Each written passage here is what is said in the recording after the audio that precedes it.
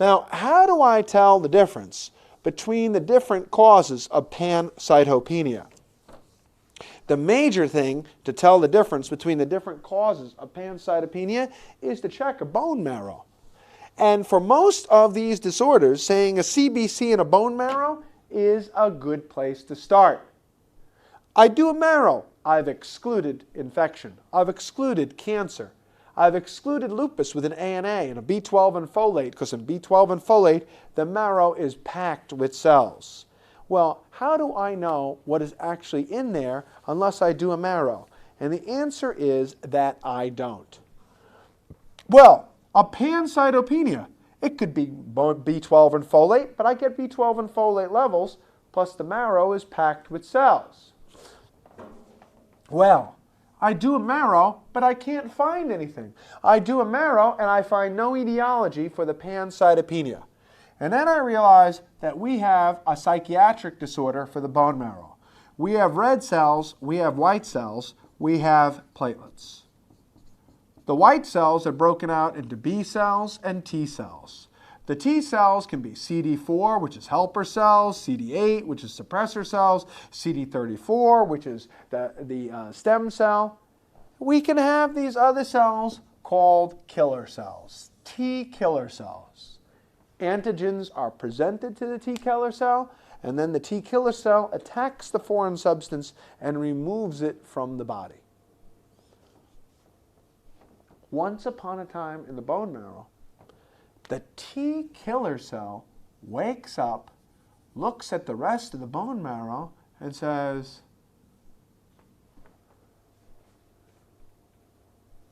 "Who are all you?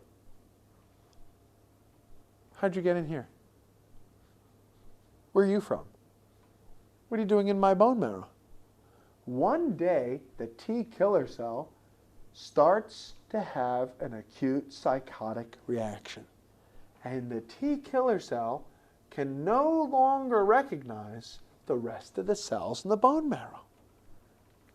So the T killer cell says, "You're not from my marrow. What are you doing in here?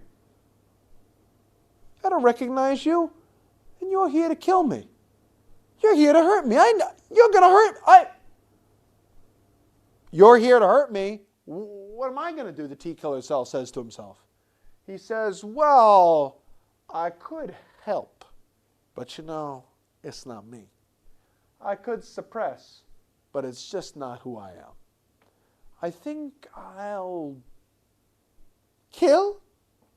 So the T killer cell wipes out the rest of the bone marrow, wipes out the reds, wipes out the platelets, wipes out the rest of the marrow, and causes a pancytopenia.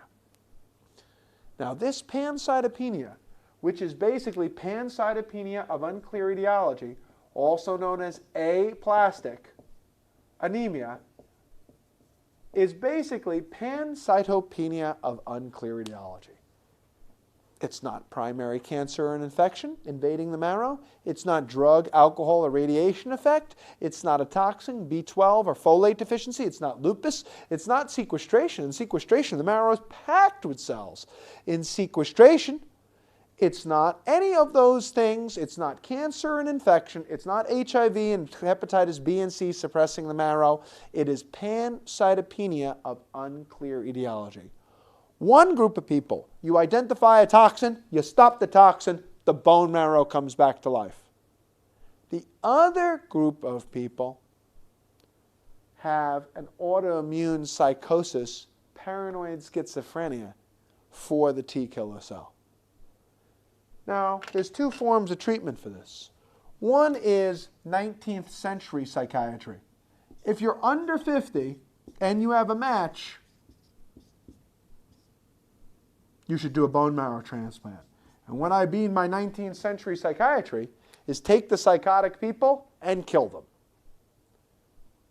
Take them outside and execute and do a bone marrow transplant and reset the marrow. The marrow has to be allogeneic. How can you do autologous? You can't do autologous and transplant your own marrow into you if you got no marrow. Nothing from nothing, leave nothing. So you can't transplant autologous if there is no marrow in you. You have pancytopenia. Now, only 1/3 of patients fit this category. If you're over 50, or you have no match, you have to use medical therapy. If you're under 50 and you're over 50 and you have no match, you have to do medical therapy. Cyclosporine, which is basically an antipsychotic medicine for T cells.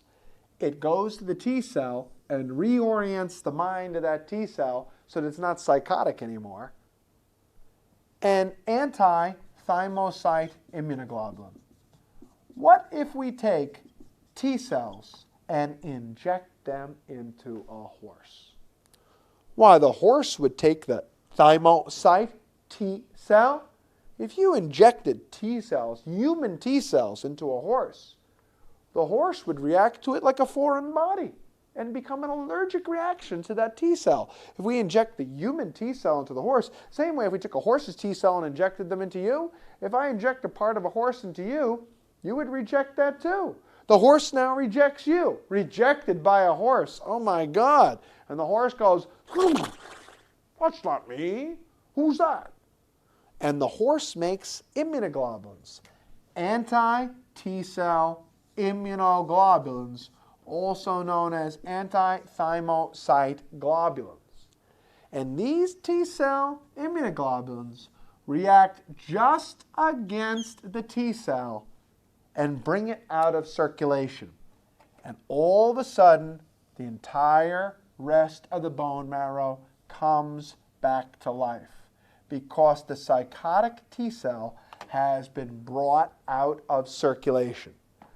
Aplastic anemia means pancytopenia of unclear etiology. All 3 cell lines are down. Hey, CBC with all 3 cell lines are down. I did a marrow. The marrow shows no cancer. The marrow doesn't show infection, TB or fungus. I've got no lupus. I don't have splenic sequestration. The B12 and folate level are normal. Plus B12 and folate give a hypercellular marrow, not an empty marrow. Oh, aplastic anemia. I can stop the toxin. Woo! It's from benzene, and being a benzene taste tester in a carbon tetrachloride factory. Oh, let's stop that. Time to get a new job. Okay, oops, I couldn't stop the toxin. It's a T cell problem. If you're under 50 and you're matched, bone marrow transplantation. If you're too old to get a match, too old to be transplanted, cyclosporine, which inhibits T cells. That's why we use it for organ transplant rejection. And anti-T cell immunoglobulin, anti-thymocyte immunoglobulin, and that's the treatment for these besides the chronic transfusions. That's the management of aplastic anemia, which is basically a psychotic disorder for T cells.